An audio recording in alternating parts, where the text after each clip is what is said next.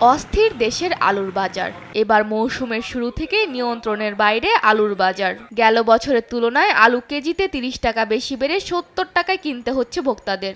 আলু তো মনে করেন এই বিছুনা খাওয়ার আলুটা বর্তমানে বিছুন আলুর মধ্যে অনেক যাইবগা, বিছুনের শর্ট আছে, এই কারণে মনে করেন আলুর দাম বাড়তি। আলুর চাহিদার উপরে নির্ভর করে, কথাটা বুঝছেন না? আলু চাহিদার উপরে নির্ভর করে, চাহিদা হইলে মনে করেন ১ টাকা বাড়ে, চাহিদা কম হইলে ১ টাকা কমে।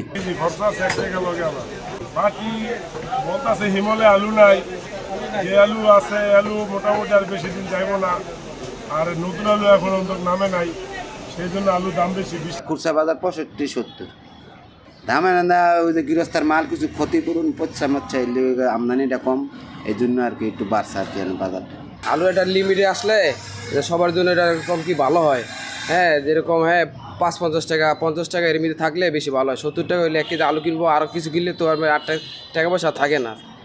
আছে যারা কি করে এটারে কীভাবে দাম কমান যায়, এই জন্য এরা এরকম কি কমায় রাখলে, কমাইলে এটা ভালো হয়। পাইকারদের দাবি, গেল সপ্তাহে হিমাগার থেকে ৬০ টাকা দরে আলু বিক্রি হলেও চলতি সপ্তাহে ২ থেকে ৩ টাকা কমেছে। এখন বিক্রি হইতেছে মনে করেন এখানে কোলেস্ট্রল ৫৭ টাকা কেজি, ৫৭ ৫.৫ হর রসিদ দিয়ে দেয়, চালান দিয়ে দেয়, চালান নেয় চালান দিয়ে দেয়। এই ধীরে ধীরে আগাম নতুন আলু আইসা পড়তেছে আর ১৫ দিনের মধ্যে। আবার ইন্ডিয়ান আলু অনেক চাপ। খাবার যে আলুটা ওটা কম আছে, ওটা দেখা যায় যেই দাম বাড়ছে এটা এরকমই থাকবে, এটার কমবো না দাম। আর কমবো যদি ইন্ডিয়ান আলুটা ছাড়ছে যদি আসে তখন আর কি কমার সম্ভাবনা আছে। ৫৫ বিক্রি করে ৫৭, ৬০ যাতে যেটা নিয়ে পারে। আলু তো নতুন আলু আসবে আরও ৬০ থেকে ৬৫ দিন পর। এই ৬০ থেকে ৬৫ দিন পর্যন্ত সামান্য আর কিছু বাড়বে, সেটা এখন বর্তমানে ৫৫-৫৬ টাকা কেজি, হয়তো এটা ৬০ টাকাও যাইতে পারে।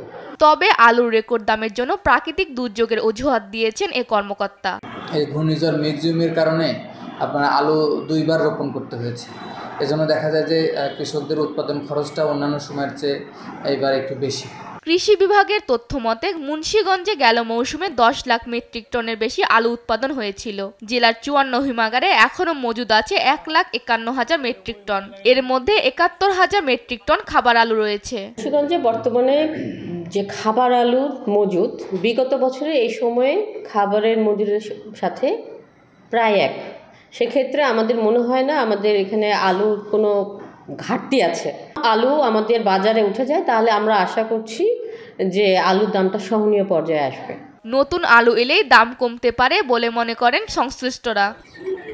নিউজ ডেস্ক, দেশ টিভি।